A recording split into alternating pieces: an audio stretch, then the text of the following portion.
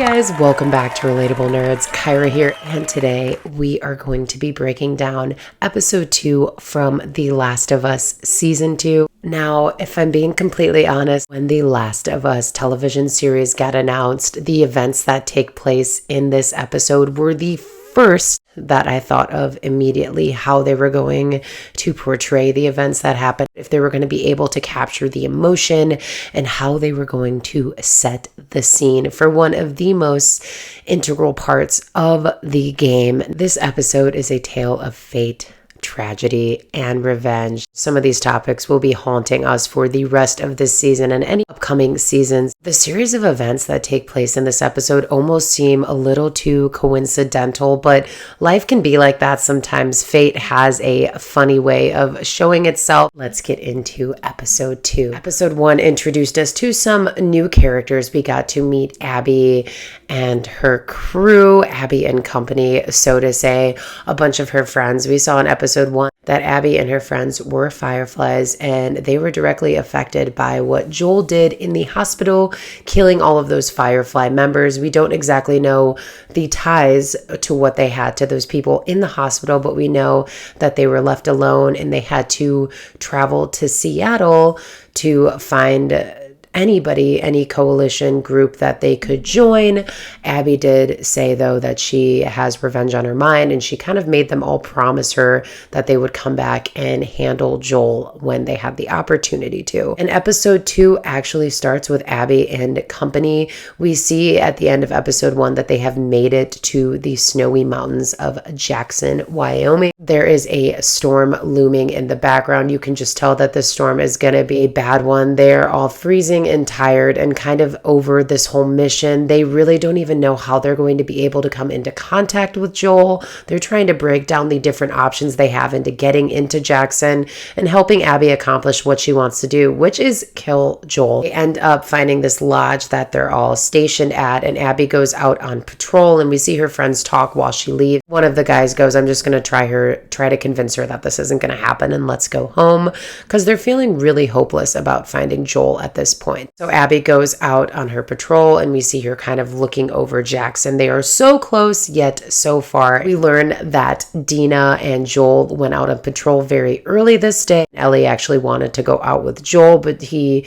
decided to let her sleep in. Another one of those examples of fate and coincidences. This is going to come back at the end of the episode. Ellie and Jesse decide to go together out on their patrol as well. We have Ellie and Jesse on patrol, and we have Dina and Joel already out there on patrol as well at this current time.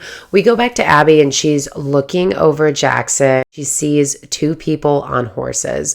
She's following them, and she decides to try to get closer. She's kind of scaling a mountain, ends up losing her balance, and falls down the side of the mountain right into a snowbank that is full of infected. It appears that they're all kind of frozen in the ice, but we come to find out that they are thawing out very quickly, and this may have to do with that pipe that has been kind of awoken in the town of Jackson that they've been doing construction on.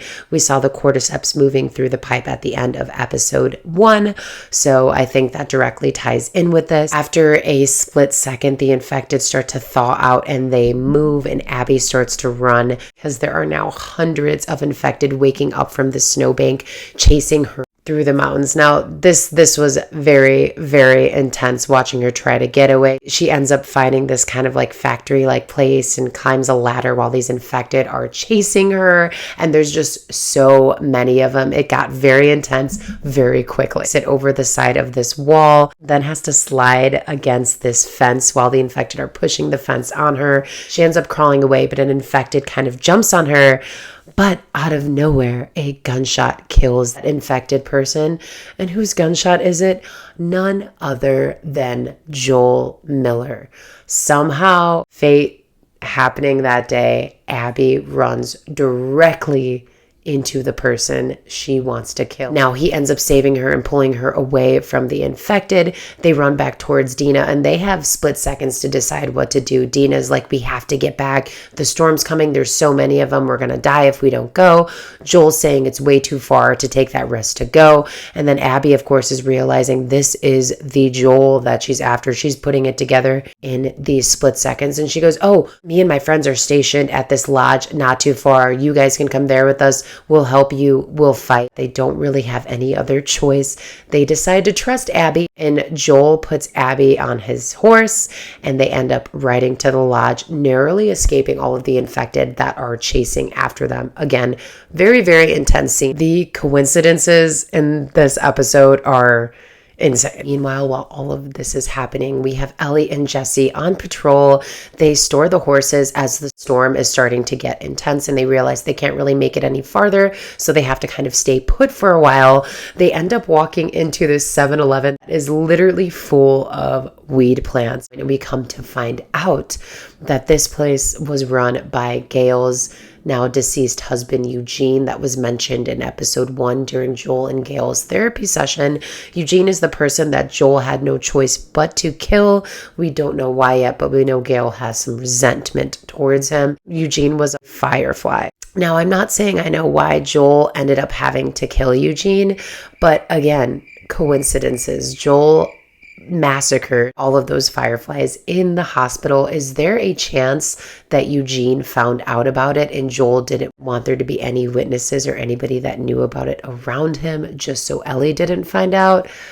I'm just saying that could also be a potential scenario here. At this point, Ellie and Jesse are alerted that Joel and Dina never came back from the patrol, so they both decide to split up and try to look for them. In the midst of all of this happening, all of those infected that have woken up are now headed to Jackson. Somebody who is doing construction on those pipes throughout the city realizes that those tendrils are alive. They alert Tommy and everybody goes into full siege mode to protect Jackson. They're starting to look out and they see the infected coming towards them, so they are all preparing now. As sad and scary it must have been for the people of Jackson, it was really cool to see everything that they had planned. A lot of their stations from the wall and all of their ammo, their guns, their weapons, just the way that the town knew exactly how to go into this fight or flight mode. The attention to detail throughout this scene was really, really cool. Basically, everybody involved in this episode is going through it. My jaw was absolutely on the floor by this point. So much anxiety running through my body. We then jump back to Joel, Abby, and Dina. They have made it back to the lodge. Dina is near frostbite. We kind of look at her hands and her hands are already turning like blue, like it already has some frostbite. And one of Abby's friends is a medic, so they start to help her. Abby goes, put her to sleep for an hour. She's going to need to be asleep for this next part. And Joel's trying to gather everybody together and he's like, what are you talking about? They put Dina to sleep. She doesn't really have a choice. Abby starts to talk to Joel. She ends up shooting Joel in the leg with a shotgun.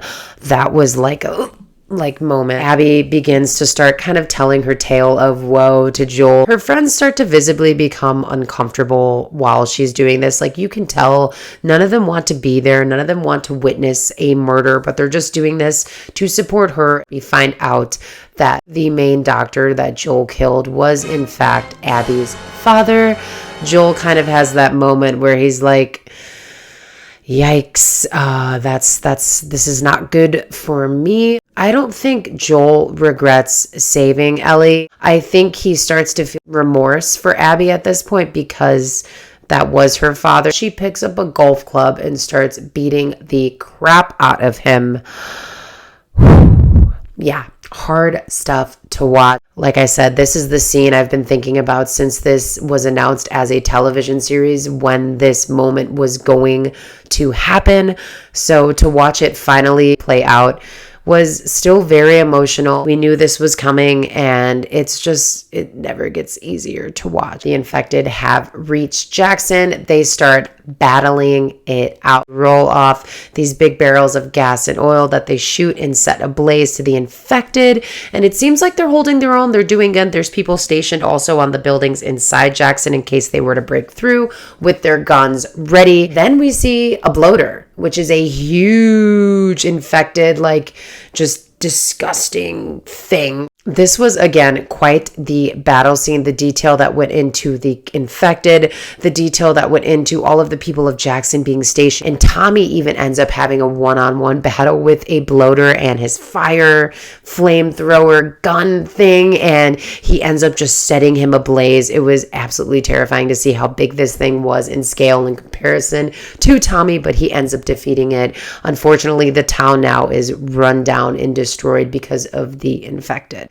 We then jump to Ellie, who is actively looking for Dina and Joel. She comes across the lodge and she sees their horses there. She enters the lodge. She hears some murmurs coming from a room. She enters and they immediately tackle her. She walks right into the room where Abby is killing Joel. She sees Joel on the floor and she's like, no, stop. She starts yelling and screaming. You can feel her pain. Again, it's just so hard to witness all of this. They put her down to the floor and she's kind of floor to floor with Joel. You see Joel is just absolutely bloody, destroyed. His face is destroyed from Abby just punching him and hitting him with the golf club. We hear Ellie yell out to Joel to get up, and he kind of starts to move his hand like he tried to get up in this intense moment of pain. I can't even imagine how bad he feels at this point, just hanging on to life by a thread. Abby ends up killing him. As Ellie's begging her not to, she stabs him in the neck. Abby and company, they start to leave. They let Ellie live, though, after she witnessed all of this. She knows what they look like. For them to leave her alive is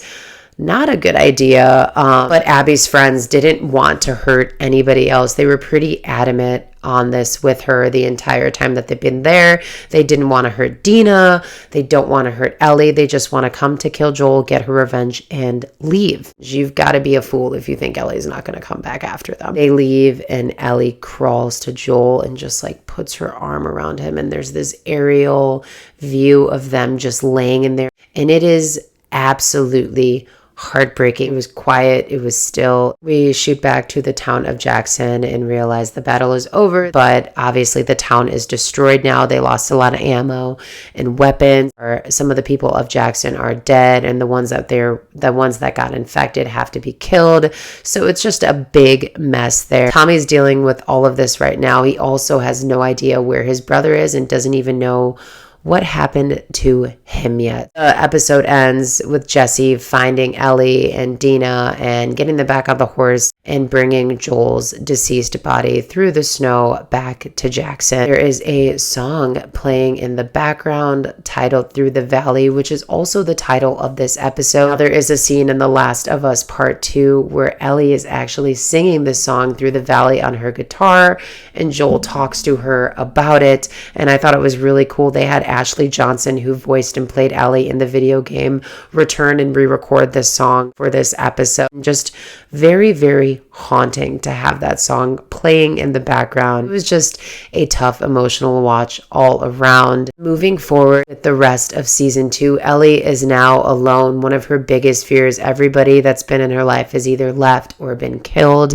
and now she doesn't have Joel. I mean, Joel was her North Star and her father, pretty much. So she is going to be left in a place of feeling extremely lost and, of course, wanting that revenge against Abby. It truly never ends in this game. We also did learn from looking at Abby's bags and her crew that they are WLF, a military organization out on the West Coast. That's going to be an important detail for them to locate where Abby is. I do think there will be more flashbacks of Ellie and Joel throughout this season, and they're totally going to tug at our heartstrings. The events of what happened in this episode set the tone for the rest of the season and any seasons to come. There's a lot of discourse about The Last of Us Part 2 video game. I thoroughly enjoyed it. I love the different perspectives. I love how this game somewhat forces you to reevaluate everybody's position on what they do and why. What motivates a person to seek revenge? What motivates them to continue and carry on in this post-apocalyptic world? Fortunately, when you have revenge on your mind, it usually never ends well. A horrible, sick cycle of death. And also the people you choose to involve in your revenge seeking also end up hurt along the way, also end up having to deal with that trauma for the rest of their lives. That will be a huge theme in the rest of the season and the seasons to come as well. Everybody involved with Ellie and Abby are now in this circle of revenge, whether they like it or not. While I am heartbroken by the events that happened in this season, I am super excited to see Ellie take on the rest of this season. A lot is about to go down from the action and the clickers and everything that happened in this episode. I can't wait to see some more battles with them. Let me know what you guys thought of this episode in the comments and what you think is to come for the rest of season 2. Thanks so much for watching.